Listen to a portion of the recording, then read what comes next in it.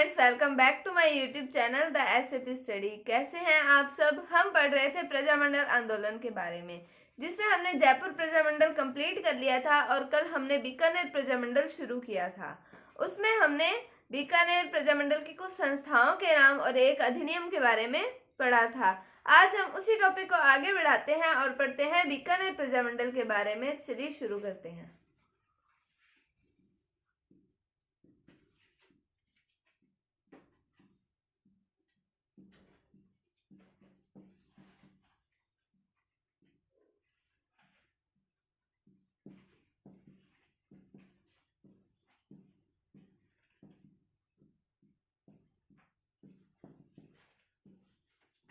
तो हम बात करते हैं 26 जनवरी 1930 ईस्वी की।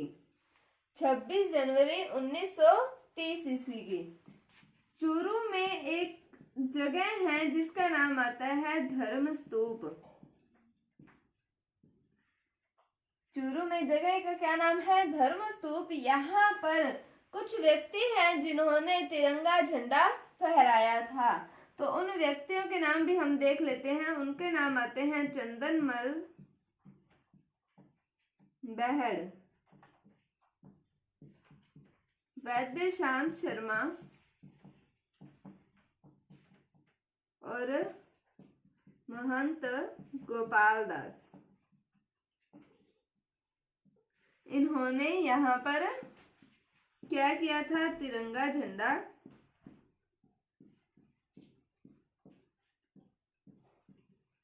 फहराया। क्यों फहराया? इसके पीछे भी एक स्टोरी है कि 31 दिसंबर 1929 को पंडित जवाहरलाल नेहरू की अध्यक्षता में हुआ था लाहौर अधिवेशन, और उसके अंदर भारतीय राष्ट्रीय कांग्रेस ने पूर्ण स्वराज का घोषणा पत्र तैयार किया था, जिसमें यह तय किया गया था कि 26 जनवरी 1930 को समूचे भारत के अंदर तिरंगा झंडा फहराया जाएगा। ये तय हुआ। इसके अनुसार कर दिया। इन तीनों व्यक्तियों ने तिरंगा झंडा फहराया चूरू में। लेकिन जो बीकानेर रियासत के अंतर्गत ही आता था उस टाइम चूरू, तो चूरू के अंदर वहां पे बीकानेर रियासत जो है वहां पर ये अलाउड नहीं था। जो बीकानेर के शासक हैं वो मानते थे कि बीकानेर जो है वो एक स्वतंत्र क्षेत्र है, वहां का उसका खुद का झंडा है, वहां पर तिरंगा झंडा ना फहराया जाए। इस कारण जो महंत गोपाल दास हैं, इनसे इनका मंदिर छीन लिया गया था, और लेकिन विरोध बहुत ज्यादा हुआ, इस कारण इन्हें वापस लौटा दिया गया था। तो 31 दिसंबर 1929 ईस्वी को पंडित जवाहरलाल नेहरू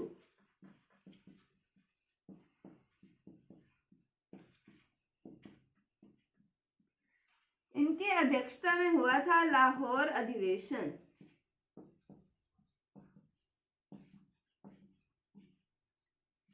और इसके अंदर भारतीय राष्ट्रीय कांग्रेस द्वारा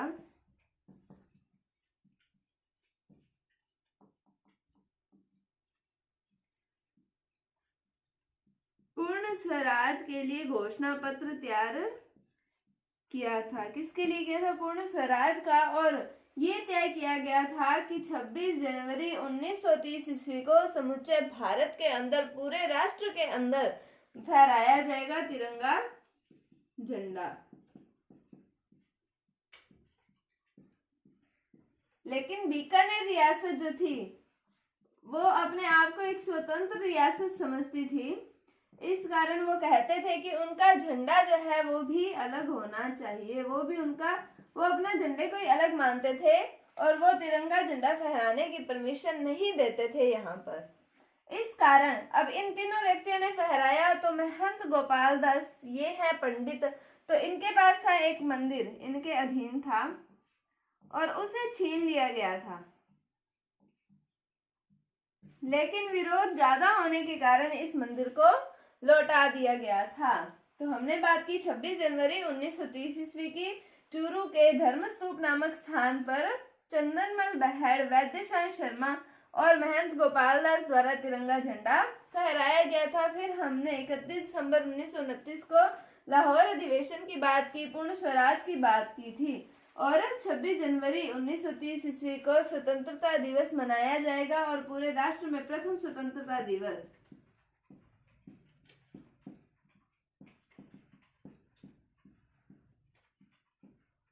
और इसमें एक और बात कही गई थी कि रावी नदी के तट पर तिरंगा भी फहराया जाएगा। कहां पर? रावी नदी के तट पर।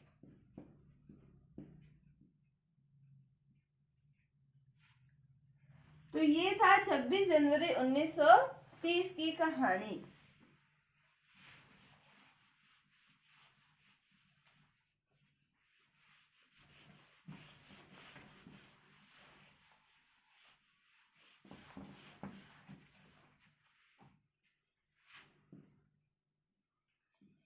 फिर अब हम बात करते हैं विजय सिंह की। एक व्यक्ति आते हैं विजय सिंह। इनके द्वारा एक पुस्तक लिखी गई जिसका नाम आता है बीकानेर राज्य में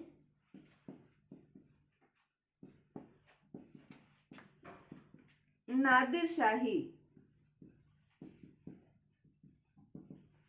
बीकानेर राज्य में नादिर शाही नामक पुस्तक लिखी गई। इसके अंदर जनता पर हो रहे अत्याचारों से संबंधित लेख छापे गए थे। इसमें जनता पर हो रहे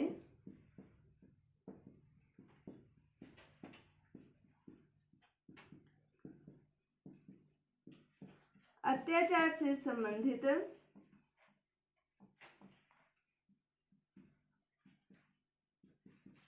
लेख छापे गए। कौन सी पुस्तक में? बीकानेर राज्य में नादिर शाही। और ये पुस्तक किसकी है? विजय सिंह की।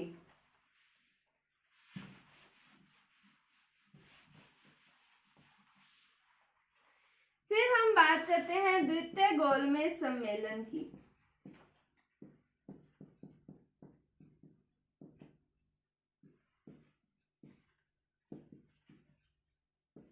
अब ये जो द्वितीय गोलमेज सम्मेलन है इसमें भाग लिया महाराजा गंगा सिंह ने।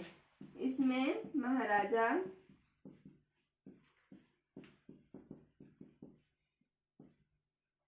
गंगा सिंह ने भाग लिया। और यहाँ पर महाराजा गंगा सिंह अपनी बात पेश करते उससे पहले ही यहाँ के एक कार्यकर्ता के द्वारा, बीकानेर के एक राजनीतिक कार्यकर्ता के द्वारा एक रिपोर्ट तैयार की गई थी जिसे लॉर्ड सैंकी के द्वारा पेश किया गया महाराजा गंगा सिंह के समक्ष। लॉर्ड सैंकी के द्वारा महाराजा गंगा सिंह के समक्ष पेश किया गया। महाराजा गंगा सिंह ने अभी तक अपना कुछ भी प्रस्ताव वहां पर नहीं रखा था, जब उससे पहले ही लॉर्ड सैंकी ने बीकानेर के एक राजनीतिक कार्यकर्ता द्वारा तैयार की गई रिपोर्ट को पेश किया महाराजा गंगा सिंह के समक्ष। और वो रिपोर्ट क्या थी? बीकानेर एक दर्शन पत्रिका में लिखित थी।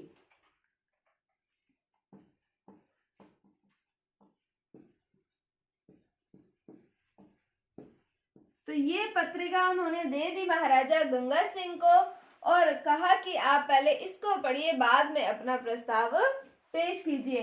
किसके द्वारा दी गई थी? लॉर्ड सैंकी के द्वारा महाराजा गंगा सिंह को दी गई थी।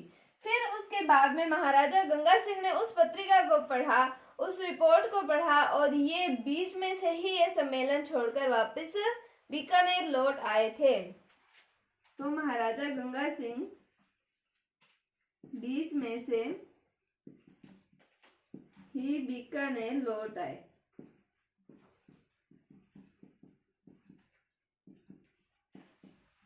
और यहाँ पर कार्यकर्ताओं को गिरफ्तार करवा दिया गया। अब उसमें भी कुछ व्यक्तियों के नाम आते हैं। पहला तो आता है चंदनमल बहड़, फिर है सत्यनारायण सराफ, गोपाल दास, प्यारेलाल और बद्री प्रसाद। इन सबको कर लिया गया गिरफ्तार। और इन पर एक केस चलाया गया जिसका नाम आता है बीकानेर षड्यंत्र केस, और इन्हें 7 वर्ष की सजा दी गई। तो द्वितीय गोलमेज सम्मेलन की क्या कहानी है कि महाराजा गंगा सिंह ने भाग लिया द्वितीय गोलमेज सम्मेलन में। फिर वहां पर बीकानेर के एक राजनीतिक कार्यकर्ता द्वारा रिपोर्ट तैयार की गई थी वहां की स्थिति को लेकर, बीकानेर की स्थिति को लेकर, और ये लॉर्ड सैंकी के द्वारा महाराजा गंगा सिंह के समक्ष पेश की गई। बीकानेर एक दर्शन नामक पत्रिका में ये रिपोर्ट थी, और यहाँ से वो बीच में ही लौट आए थे इस पत्रिका को पढ़ने के पश्चात। और यहाँ पर कुछ कार्यकर्ताओं चंदनमल बहर, सत्यनारायण सराफ, गोपाल दास, प्यारेलाल और बद्रीनाथ, इन्हें कर दिया गया गिरफ्तार और इन पर बीकानेर षड्यंत्र केस चलाया गया और इन्हें 7 वर्ष की सजा दी गई। तो आज हमने पढ़ा बीकानेर प्रजामंडल के बारे में। कल हम बीकानेर प्रजामंडल की स्थापना के बारे में पढ़ेंगे। उम्मीद है आपको टॉपिक समझ आया होगा। अगर आपको इसमें कोई भी डाउट है तो आप कमेंट सेक्शन में पूछ सकते हैं। अगर आपको वीडियो थोड़ी सी भी अच्छी लगी है तो इसे लाइक कीजिए, शेयर कीजिए, और चैनल पर नए हैं तो इसे सब्सक्राइब जरूर कीजिए। Thank you, thanks for watching, bye bye.